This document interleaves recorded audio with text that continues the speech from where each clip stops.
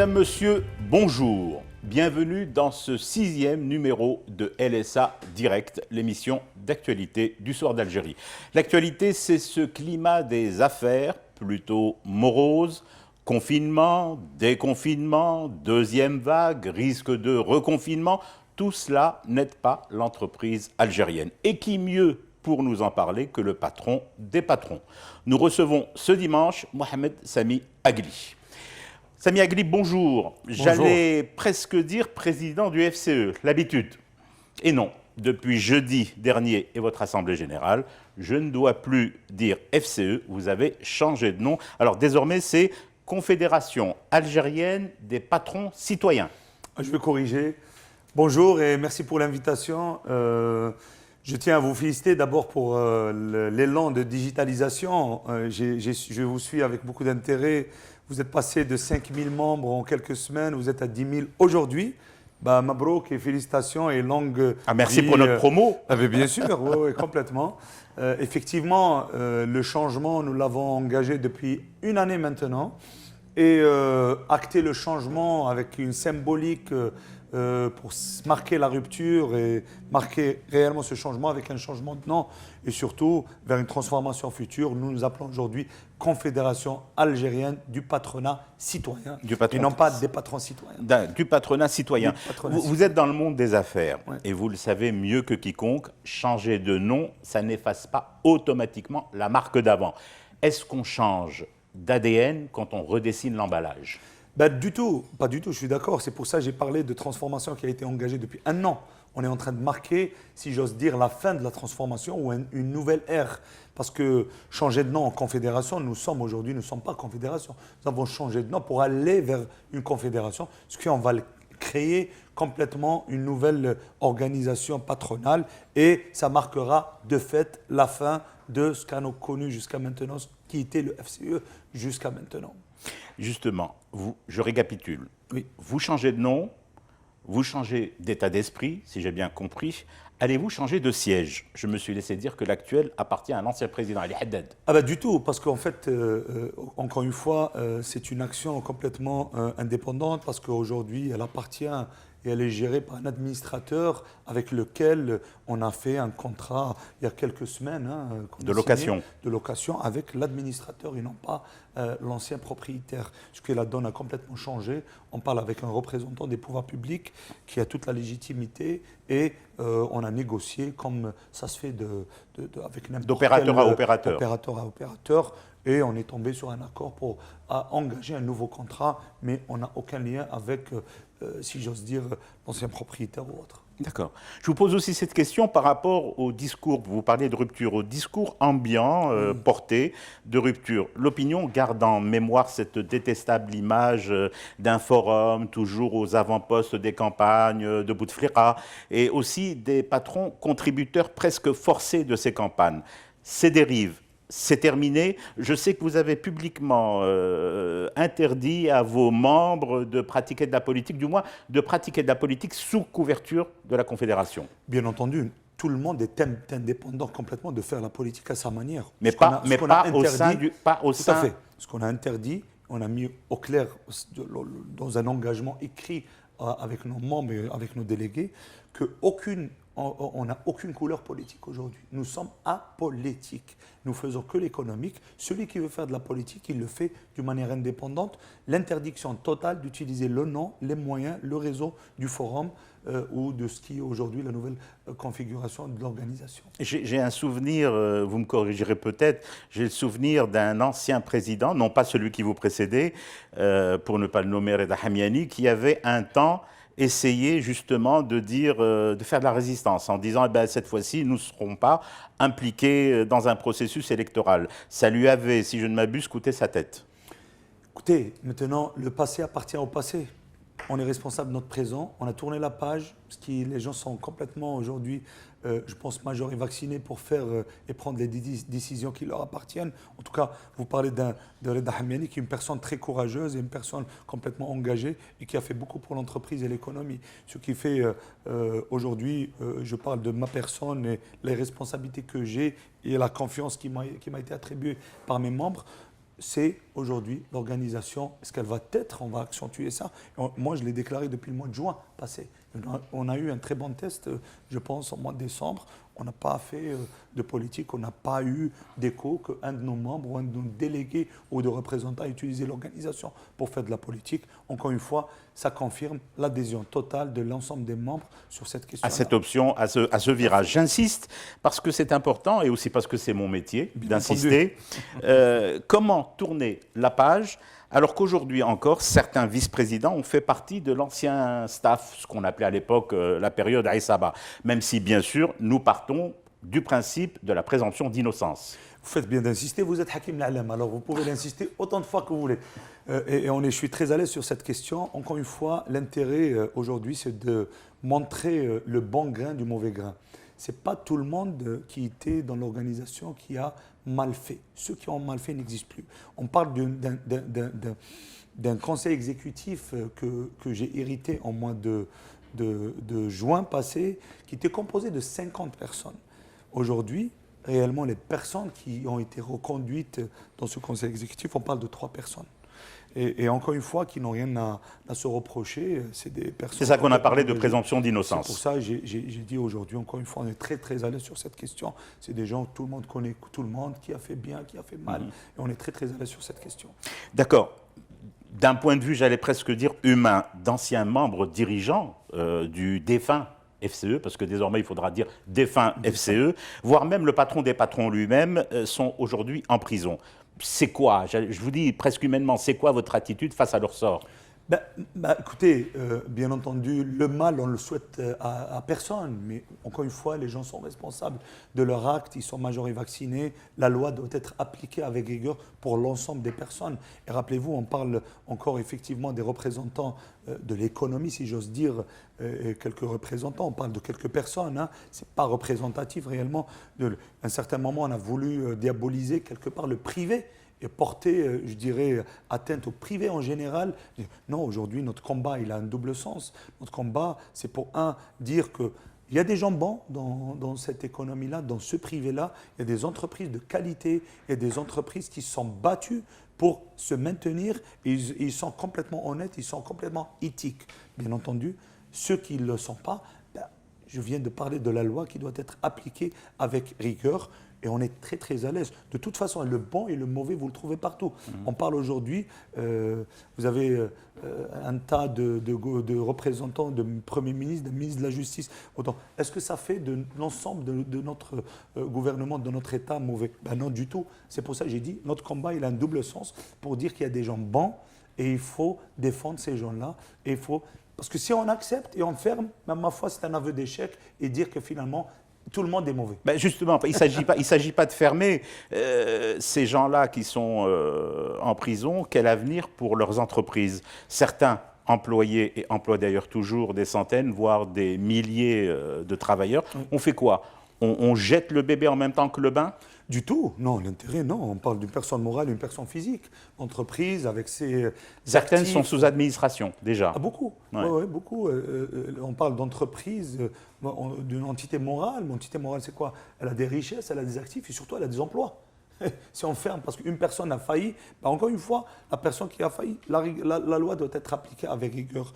Et encore une fois, ce qui s'est passé comme scandale, si j'ose dire, c'est pas passé au sein de notre organisation. Par exemple, vous faites référence à quelques personnes, c'est passé chez eux. Il faut que la loi, bien entendu... Oui, mais ça vous interpelle en tant que Certainement. représentant de ces entreprises. On parle d'une organisation qui était composée de 4000 membres. On n'a pas eu les 4000 membres qui étaient mauvais, bien au contraire. C'est une petite minorité qui est là. Et la page est tournée. On ne parle pas, bien entendu, on ne connaît pas les détails de leurs affaires. C'est pour ça que nous, notre responsabilité, c'est d'acter les choses avec la rupture, d'acter les choses avec la transformation, avec le changement, mais pas uniquement dans les déclarations, avec les faits. C'est pour ça qu'on a, depuis une année, qu'on est en train de matraquer et de dire, de rappeler. Rappelez-vous, on parle d'une année, juin passé, personne n'osait sortir. Moi, on m'a donné la confiance avec beaucoup d'amis, c'est qu'on n'avait rien à se reprocher, les gens étaient éthiques et on voulait montrer que finalement, dans ce privé-là, il y a beaucoup, et la grande majorité, c'est des gens éthiques qui sont battus, qui ont subi des fois une concurrence déloyale, qui ont subi la bureaucratie. Et qui sont aujourd'hui sur le pont. Complètement. Bon. Et aujourd'hui, sont vous parlez d'acter et de dater. Nous allons essayer d'acter et de dater avec l'actualité du jour. Oui. L'impact de la Covid-19 est catastrophique. Alors, dilemme. On déconfine et les chiffres des contaminations et même des décès explosent.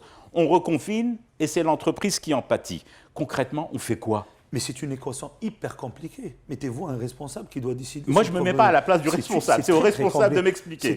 Moi, nous, sur le plan économique, bien entendu, bien sûr. Sur l'aspect sanitaire, encore une fois, la priorité absolue est la santé et la sécurité des personnes et de nos concitoyens, de nos familles. On est impactés, on est citoyens avant tout. Ce qui fait, ça c'est la priorité. Mais en parallèle, on doit mener un combat, je dirais, en parallèle, pour aussi la sauvegarde des entreprises.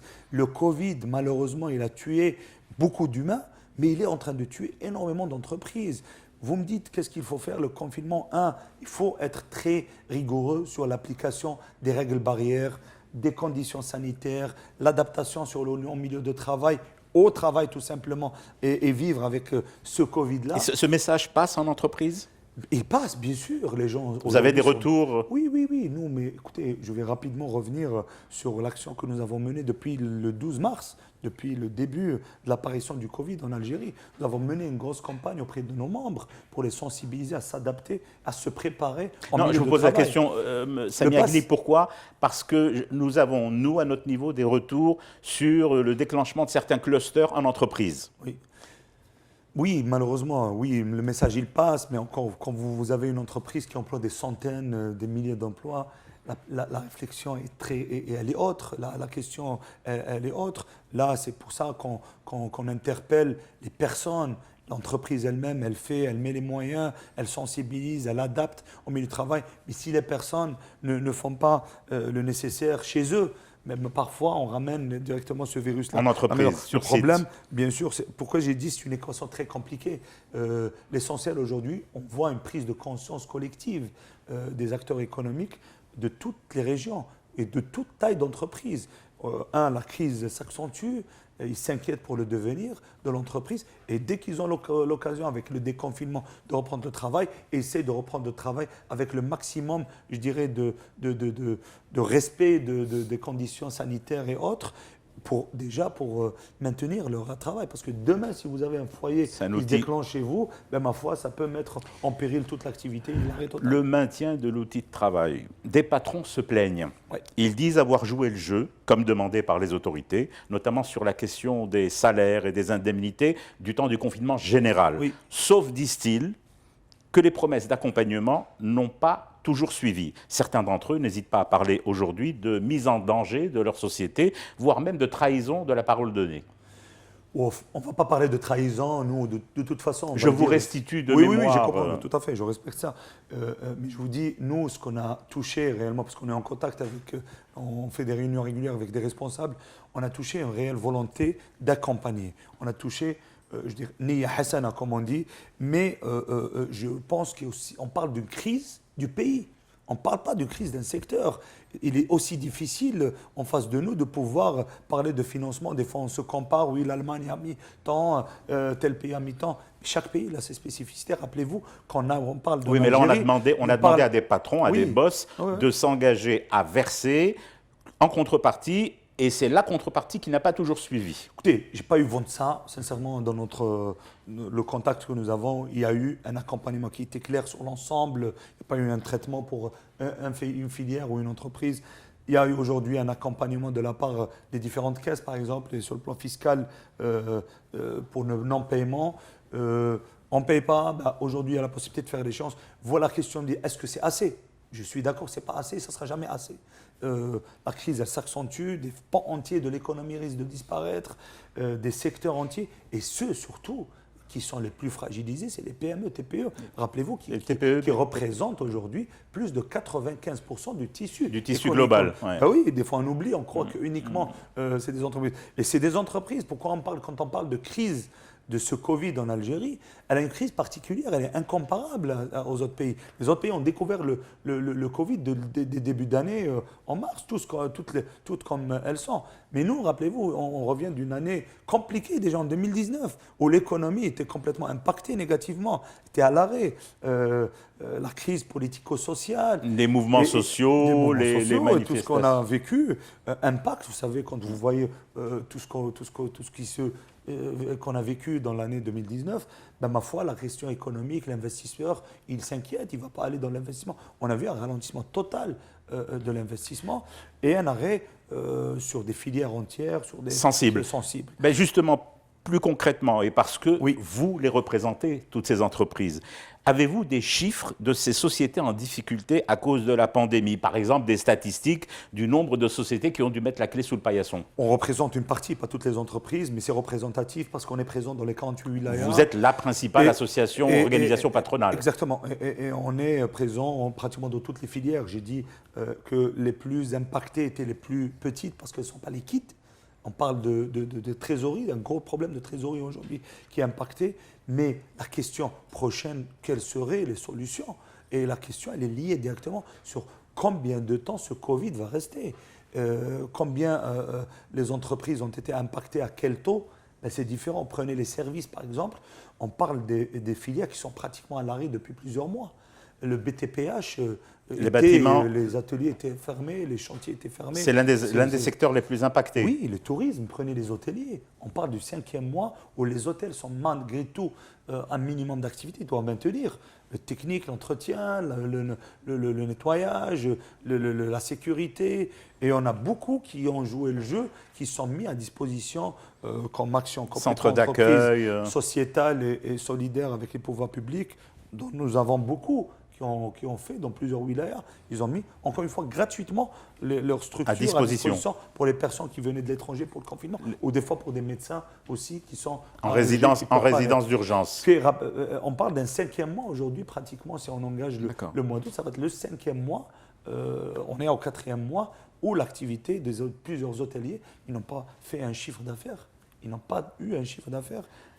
Et donc l'urgence, d'où l'urgence, ben oui, d'où ma question, et d'où l'urgence peut-être aussi, j'allais presque dire, de retranscrire en termes chiffrés le bilan de ces... C'est compliqué. Sincèrement, on a essayé de vous faire des chiffres, on a fait des sondages, un envoi de formulaires à un ensemble des membres, on a très peu de... Ah, vous avez envoyé donc... Oui, on a fait ça, on a fait un envoi, on fait des réunions de cellules de crise avec les membres pour essayer de l'exécuter. Les gens déjà, on a une certaine dignité. Les gens parlent très peu de leurs problèmes. On sait qu'il y a des gens qui sont en faillite aujourd'hui. Mais on ne sait pas comment ils ont fait, comment ils vont traiter ça.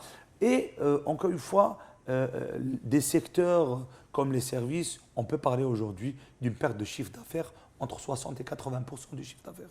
Les hôteliers... La marge, je répète pour qu'on ait bien entendu, soit entre 60 et 80% de perte. Ah oui, sur les services, quand je dis services, les entreprises de communication. Vous connaissez très très bien ce milieu-là.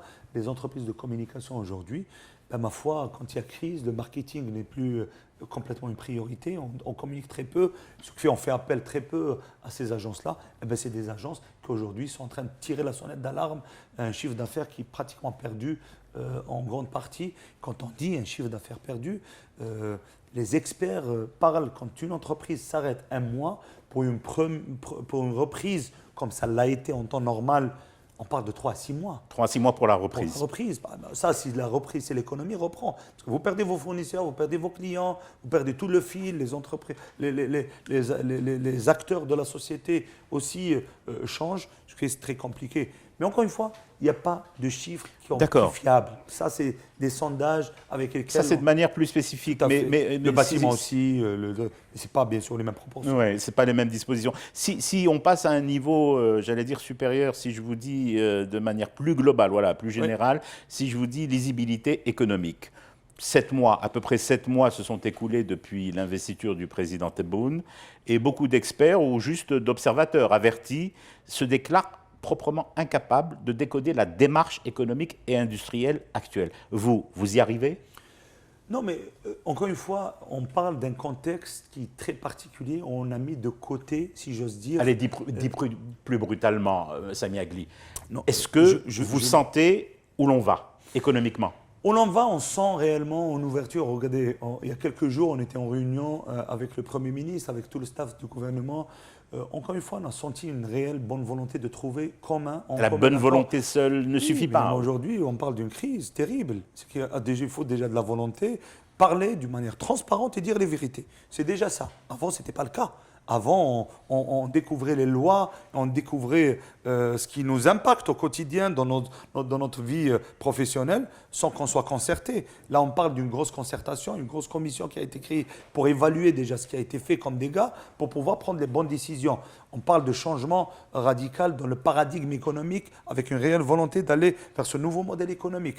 On ne peut pas réduire, je pense, l'action à dire que ça n'a pas été fait. Mais maintenant, je suis d'accord avec vous, la question c'est le temps et sur l'application de ces règles-là. C'est pour ça que j'avais dit on est à 7 mois.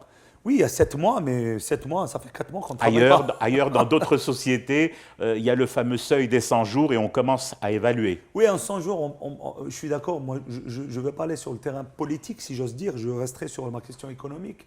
Mais 100 jours, à contrario, ma foi, peut-être la réaction a été pire, parce que jusqu'à maintenant, je pense que, mine de rien, il y a eu une gestion beaucoup critique, mais c'est une gestion, si on compare sur les chiffres, c'est juste plus ou moins jouable, acceptable. Mais l'avenir, moi, ce qui m'inquiète, la plus grosse question qui nous interpelle, qui nous inquiète, combien de temps la crise va durer? Parce qu'on a tous des limites, qu'en termes de trésorerie, qu'en termes de pouvoir d'achat. Aujourd'hui, les deux sont impactés, que l'employé qui n'a plus son pouvoir d'achat et l'entreprise n'a plus sa trésorerie. La question, c'est d'aller sortir vite sur les solutions, sur l'avenir, sur l'application de cette volonté qu'on est en train de cerner, cette prise de décision. On est certain aujourd'hui, chose est sûre pour notre pays, on ne fait pas du tout que ce gouvernement doit réussir. Parce qu'on n'a pas trop le choix. Ma foi, parce que les entreprises sont en train de racler les fonds de tiroir. Aujourd'hui, on est en train de racler les fonds de tiroir, on est en train de, malheureusement, de gérer des crises au quotidien. C'est que la politique économique de changement, à tout prix, elle doit réussir. C'est pour ça qu'on essaye de soutenir. Vous me tendez la perche. Vous me tendez la perche. Quels seraient ces gestes forts que l'actuel exécutif doit avoir envers l'entreprise pour redonner confiance aux entrepreneurs? Vous parlez de confiance. Moi, je pense que c'est le principal aujourd'hui. Acte, je pense, ou démarche à entreprendre, la confiance. Quand vous parlez de confiance, ça m'emmène directement vers la question de l'informel, qui peut être réellement une solution et qui est un risque aujourd'hui à l'ensemble de l'économie. Il est en train de déstructurer toute notre économie en créant cette concurrence déloyale. Les grosses décisions à prendre, c'est l'accélération de la transformation du digital et la généralisation. Trouver des solutions à ce poids de l'administration et à ce temps de l'administration qui coûte excessivement cher à l'État et coûte excessivement cher à l'économie. Quand je dis temps de l'administration, je veux dire la bureaucratie. Il n'est pas normal aujourd'hui qu'on est en train de gérer dans des secteurs où l'attente elle est infinie sur un renouvellement d'un permis de construire, sur une autorisation, sur. C'est pour ça qu'on a senti… Pire. J'ai entendu le ministre de l'Énergie déclarer il y a quelques jours à peine que sur des zones industrielles à travers le pays, il n'y en avait qu'une, celle de Relisen, qui avait été branchée au courant et au gaz. Comment on peut se poser la question de savoir comment des gens avec beaucoup d'esprit d'initiative et d'entrepreneuriat peuvent travailler dans ce contexte? C'est pour ça que j'ai dit, il y a la bonne volonté. Écoutez ça de la bouche aujourd'hui d'un président de la République, du Premier ministre et des ministres. Ça, avant on ne disait pas ça. C'est pour ça qu'il y a cette réalité, prise de conscience collective, que ce soit des pouvoirs publics ou des acteurs économiques, de trouver une solution d'une manière commune. Encore une fois, c'est une crise du pays et on est obligé de s'en sortir parce qu'on n'a pas trop de marge de manœuvre ni un plan B. Si la chose continue, on risque de perdre des pans entiers de l'économie. D'accord. Pan entier, il aura l'impact social et tout ce qui suit. C'est pour ça que quand j'entends de la bouche d'un ministre aujourd'hui parler de ça, ça ne peut que renforcer notre action, à savoir la mise en avant de la question économique comme question centrale et l'entreprise comme question prioritaire aujourd'hui. On ne peut prétendre un avenir positif ou un avenir qui va réellement sécuriser les générations futures sans une économie en parallèle qui soit forte. On ne peut pas dépendre d'un modèle économique basé sur la rente, basé sur l'autorisation, la licence d'importation et l'importation. L'acte d'importer était tellement facile que les gens, malheureusement, découvrent aujourd'hui l'ampleur. Tout ça doit changer. Ce qui fait le nouveau modèle économique, il doit venir vite, avec une réforme et avec une rupture aussi. Là, j'ai parlé du digital, c'est pour une solution sur la question, je dirais, de la bureaucratie. Mais la réforme de la banque, aujourd'hui, a une réelle volonté. J'ai assisté à quelques jours aux assises, des assises de la transformation, le changement du régime fiscal. Et il y a eu l'allocution du ministre qui met en avant cette réelle volonté. Prenons, bien sûr, aujourd'hui... Prenons-en de la graine. Alors, je retiens, pas de plan B. Beaucoup d'entreprises raclent les fonds de tiroir, mais en face, vous avez cette sensation et ce sentiment, maintenant bien assis, que vous avez des interlocuteurs et des gens animés, dirons-nous, de bonnes intentions. Complètement, à 100%, je dirais ça.